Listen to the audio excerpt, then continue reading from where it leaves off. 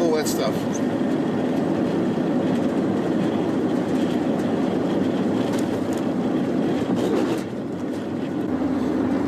All of a sudden, Birdsville is very lush and green. It hasn't been that way until we reach the racecourse, or just past the racecourse.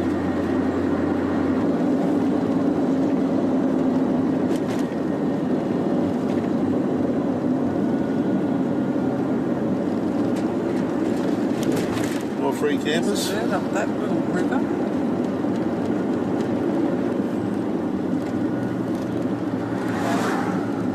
They're camping within the town limits, so it's very free outside. Birdsville is on the edge of the Simpson Desert. Roads out of Birdsville include the Birdsville Track, which extends 514 kilometres south to Maree in South Australia. North is the Air Development Road to Baduri, and the Birdsville Development Road, which travels east from the town towards Windora. A popular route across the Simpson Desert goes from Birdsville to Mount Dare via the French line.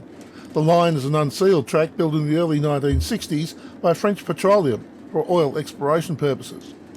Almost all the buildings in town are of local sandstone, there being no local timber available. Distance and the lack of good access roads or a railway create prohibitively high transportation costs, so imported building materials are kept to a minimum. Birdsville is located on land traditionally owned by the Wankangaroo people in the Channel Country of central West Queensland. Long before Birdsville was established by British colonists, the region in which it is situated was occupied by Indigenous Australians, speakers of the Wangangaroo language. Although British explorers had passed through the Diamantina district in the 1840s and early 1860s, pastoralists did not occupy this semi-arid region until the mid-1870s. Brothers Hector and Norman Wilson formed the bluff property around the present site of Birdsville in 1875. Conflict in the region during this time included several large massacres of the resident Aboriginal people.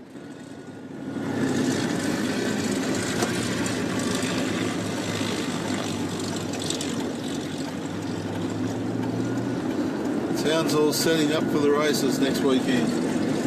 Time for something to eat, do you reckon? Hard Road Cafe, I like that.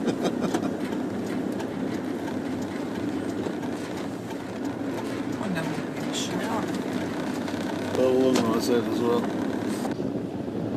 About the last thing you expect to see out here is a mainline ute. The guy's from Lismore, New South Wales, and he's driven it out here. And he pulled into town this morning. He just takes it easy, spent his money on doing it up, then says, well, just don't stick them in a garage, you got to use them. Right philosophy, I think.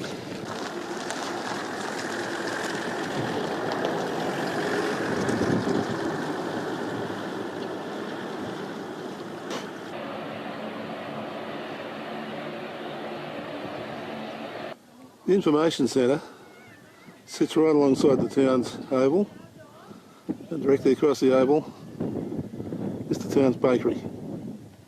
This is the parking area in front of the town green, in front of the oval. At the moment, everybody's just setting up for the races. When we get back, it's going to be like a little city. It's just like a show when the races come to town. In fact, this is their show, I guess. There are a number of different theories as to the origin of the name Birdsville. One is that the name was suggested by Robert Frew, owner of Pandy Bandy Station, which also had a store and shop at the Diamantina Crossing in reference to the prolific bird life in the district. The other is that a store was established by Percy Bird and George Field, and they called it Birdfield. However, in 1882, G&R Wills of Adelaide misaddressed a consignment of goods as going to Birdsville, and that name stuck. Another is that a man named Bert established a store and called it Bertsville, which corrupted to Birdsville. Whatever its origin, by 1882 the name Birdsville was in common use. The name was adopted in the 1885 survey and was formalised at the proclamation of the town in 1887. When it was proclaimed, the town had 3 hotels, 2 stores, a customs house for interstate trade, a police station and a large collection of commercial buildings. Tom Cruise operated the Birdsville Track mail run from 1936 to 1957, driving his Leyland Badger truck. He delivered mail and other supplies, including general stores, fuel and medicine, to remote stations from Maree in the northwest, South Australia, to Birdsville, some 523 kilometres away. Each trip would take 2 weeks, and crews regularly had to manage breakdowns, flooding creeks and rivers, and getting bogged in desert dunes. In 2007, there was just one hotel serving canned or bottled beer, a library, a visitor information centre, a museum and a hospital. In the 2016 census, the locality of Birdsville had a population of 140 people. Birdsville pub at night time.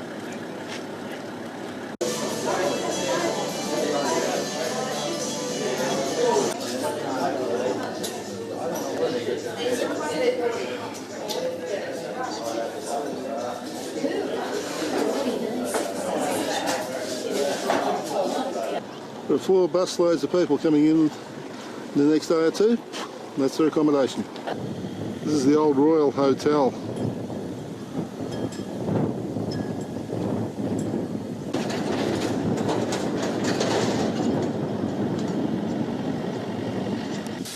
This is Artesian Bore Head. These are the cooling ponds down here.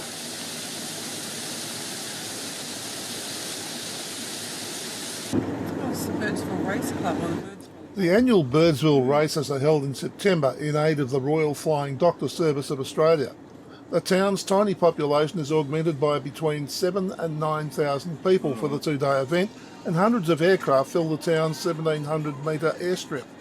In 2010, the races were cancelled for the first time in the event's history due to rain. Other events such as the Big Red Run and the Big Red Bash are held at Birdsville throughout the winter tourist season. The Simpson Desert Bike Challenge also traditionally finishes in Birdsville in October every year.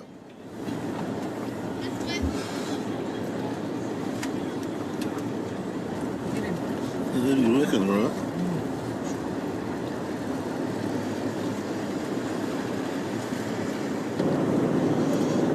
Heading down towards the pre-camp area, and geez, chocos.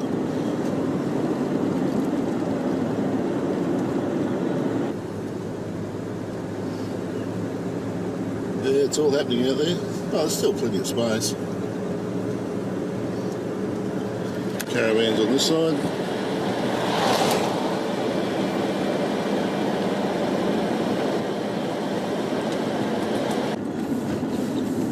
It's 5:41 or 10 past 5 if we're talking on South Australian time, which it is just down the border, about 14 kilometres down the road.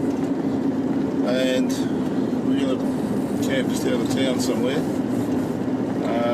Somewhere down the track. Rain is forecast. And whatever happens, that's probably going to happen. So we're going to hit the road and see what happens. If you enjoyed this video, there's over 200 more just like it on this channel. Subscribe and hit the notification bell and we'll let you know when our next video is available. If you like this video, hit the like button. And if you weren't that impressed, please don't hit the dislike button. Instead, tell us why, so that we can do something about it. Thanks for watching.